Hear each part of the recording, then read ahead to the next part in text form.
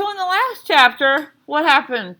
What happened? What did they tell them? They told them some big news after they listened to the new radio. What happened, Miles? So they said that Kyron is going to go live with his grandma for like a year. Not Kyron, but Byron. But perhaps Kyron should go live with his grandmother for summer. So Byron was going to go live with his grandma for summer, maybe a year. And then Joey and I can't remember the other one's name. Kenneth. Is going to stay in school. Because Kenneth is a character in the story, but he's also the what? He's also the narrator in the story as well. All right, so Howie, let's put that away right now and your computer, and should have out your book log. Okay, but you're not prepared to write on it, so that's a problem. All right, so the Watsons go to Birmingham, 1963, which, by the way, is before I was even born. That Sunday, I got up early. There weren't any cartoons on then, but it was always fun to wake up and not have to worry about going to school. When I got into the living room, I was surprised to see the front door open. I looked outside and saw Dad sitting in the brown bomber. I guess he was listening to records because he had his arm across the seat and was beating his hand up and down like it was a drum. I ran back upstairs to the bedroom and changed out of my pajamas. I peeked out of the bedroom window to make sure Dad hadn't left. He was still in the car, so I ran downstairs through the front door. I remembered, and I caught that screen door just before it slammed. I tapped on the window, and Dad turned and smiled and said, then pointed to the passenger side for me to get in. I ran around the car and climbed in. Hey, Kenny. Hi, Dad. How'd you sleep? Okay, I guess. Go on in and get yakety yak and sit with me for a while. That's okay. I'll just listen to what you're playing. We listened to a couple of jive songs, and then I said, Dad, does Byron really have to go to Alabama? Couldn't we just drive down to about Ohio and pretend we're going to leave him to scare him? Dad looked at me and smiled kind of slow. He reached over and turned the Ultra Glide down a little bit. Kenneth, I know you're going to miss Byron. We all will. But, son, there are some things that Byron has to learn, and he's not learning them in Flint.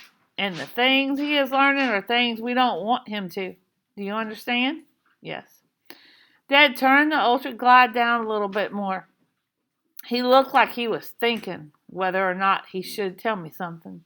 He was looking straight at me, and even though it was real hard, I looked back at him.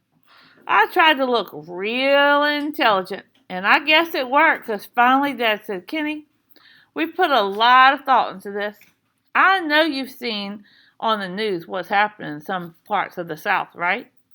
We've been seeing the pictures of a bunch of really mad white people with twisted up faces, screaming and giving dirty finger signs to little black kids who were trying to go to school. I'd seen the pictures, but I didn't actually know how those white people could hate some kids so much. I remember this book is written in the 1960s, so it's some historical fiction in here, which means there's really and truly some history in it. I've seen it. I didn't have to tell Dad I didn't understand. Well, a lot of times, that's going to be the way of the world for you kids. Byron is getting old enough to have to understand what's his time for playing or running out fast. He's got to realize that the world don't have a lot of jokes waiting for him. He's got to be ready. Dad looked at me again to make sure I was understanding, and I nodded.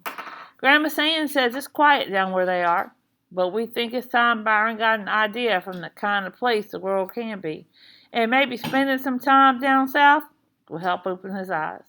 I nodded my head again.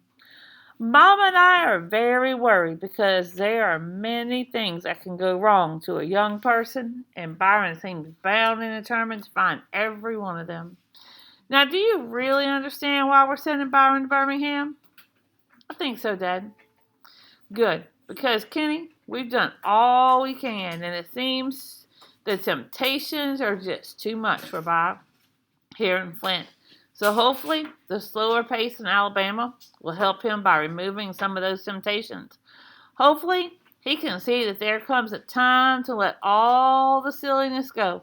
But I'll be back, maybe at the end of the summer, maybe next year. Bob is completely in his own hands now.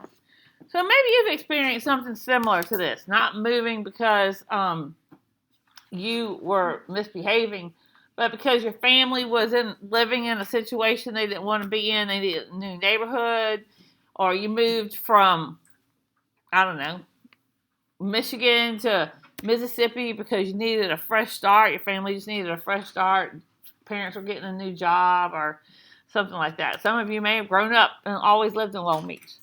I grew up in Long Beach, but I lived in Florida for about 30 years. So, I grew up in Tennessee. My children were both born in Florida. Some of the time when you think about being a grown-up, it gets to be kind of scary. I couldn't figure out how Mom and Dad knew how to take care of things. I couldn't figure out how they knew what to do with Byron. Dad? I don't think I'll ever know what to do when I'm a grown-up. It seems like you and Mama know a lot of things that I can never learn. It seems real scary. I don't think I could ever be as good a person as you guys. As good a parent as you guys. Dad turned the Ultra Glide back down. Kenny, do you remember when we used to go on drives and I'd put you in my lap and let you steer the car? I smiled. Yeah. Does that mean I got to do it all the way on the way to Alabama? Sure, but that's not what I meant. Do you remember how big and scary the car seemed to be the first time you were behind the wheel? That was right. Even though I knew he was watching everything real close, it still was scary to steer the brown bomber.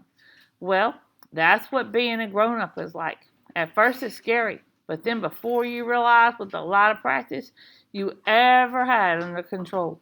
Hopefully, you'll have lots of time to practice being a grown-up before you actually have to do it. This was making sense to me.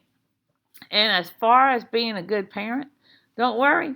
You'll learn from the mistakes your mother and I made, just like we learned from the mistakes your parents made. I don't have a single doubt that you and Byron and Joey will be much better parents than your mother and I ever were. Let's stop talking for a second.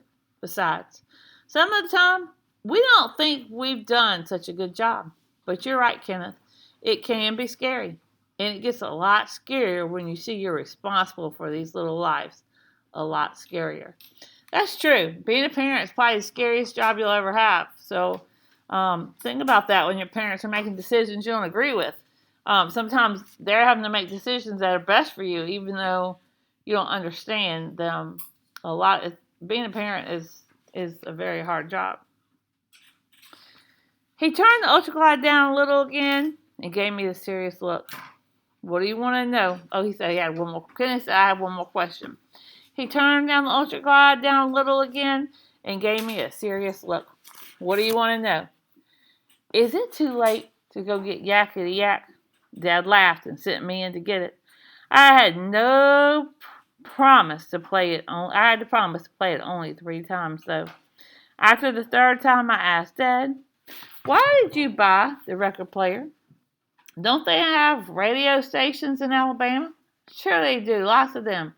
But you see, once you get south of Cincinnati, the only kind of radio stations you can get is hillbilly music. And you won't believe this, but if you listen to any kind of music long enough, first you get accustomed to it, and then you learn to like it. Now, your mother and I made a deal when we first got married, and if either one of us ever watched the wonderful, wonderful Lawrence Welk show or listened to country music, the other one got to get a free divorce. I'm kind of used to your mother. I don't want to have her dump me so instead of taking a chance, I would get hooked on hillbilly music. I thought it would be wise to bring our own sounds along with us. Even though this made sense to me, Mama didn't buy it. And for the next week, while we were getting everything set for going to Alabama, she kept reminding Dad how much that Ultra Glide cost and how it messed up all the plans she'd written in her notebook. Me and Joey were in the living room playing when Mama and our neighbor Mrs. Davison came in. Hello, Joetta. Hello, Kenneth. Hi, Mrs. Davison. I noticed right away that she had something behind her back. She said, since I won't be seeing you for a while, I thought I'd give you something so you wouldn't forget about me, sweetheart. She stuck a box out toward Joey. I could kill Joey. The way she opened presents, instead of ripping the wrapping paper off, she hunted around to find each piece of tape, then peeled it off real careful. It took her about 2 days to get all the paper off and open the box. Finally, Joey held up her present. You may know somebody that do that. You might be able to make a connection. Somebody that opens up their presents real slow, one piece of tape at a time. That might be a connection. Mama smiled. That could be a connection that you don't do what Joetta does. I've named her after my favorite little girl. This angel's name is Joetta. I went over for a closer look. Mrs. Davison had bought Joey a little angel that was kind of chubby and had big wings and a halo made out of straw. The only thing about a smile that looked like Joey to me was that the angel had a great big dimple too. It was made out of white clay and it looked like someone had forgotten to paint it. The only thing that had any color on it were the cheeks and its eyes. The cheeks were red and the eyes were blue. Mrs. Davison said, "Oh, child, give me one more hug before I go." That sounds like a grandmother, doesn't it? Might be another connection. Joey got up and hugged Mrs. Davison and then took her angel and said, "I'm going to put her in my room. Thank you, Mrs. Davison." "You're welcome, precious." Mrs. Davison looked like she was going to cry. We all knew she'd kidnap Joey for her if she had the chance. She liked her that much. When Mrs. Davison left, Mama went upstairs and into Joey's room. I eavesdropped. What does eavesdrop mean? What does it mean, Miles? It's where you it's not stalking. Stalking is with the eyes. It's where you go around someone and just listen to what they're saying when you're Right. not supposed to. So you're just listening to what they're saying, even though you probably aren't supposed to. They were both sitting on Joey's bed. I was very proud of the way you behaved, Joetta. What was wrong? That angel, Mommy. Oh? Mrs. Davison said it reminded her of me. But it didn't look like me at all. Mama looked around the room. Where'd you put it? It's in my sock drawer. Joy was so neat. She had a separate drawer for socks. Mama went and got the angel and sat back down next to Joey. Sweetheart, I can see how it reminds her of you. Look at that dimple. But Mama, she's white. Mama laughed. Well, honey, I can't say it isn't, but an angel is an angel. What do you think? Maybe, but I know that angel's name isn't Joetta Watson. Well, I'm glad you didn't hurt Mrs. Davison's feelings. Keep the angel around. You might get to like it. Where do you want me to put it? Back under the socks. Mama laughed. So she got an angel, but she didn't like it, did she? No. She didn't think it looked like her. But whenever So. you get a gift, you should thank Mm-hmm. That's the unspoken.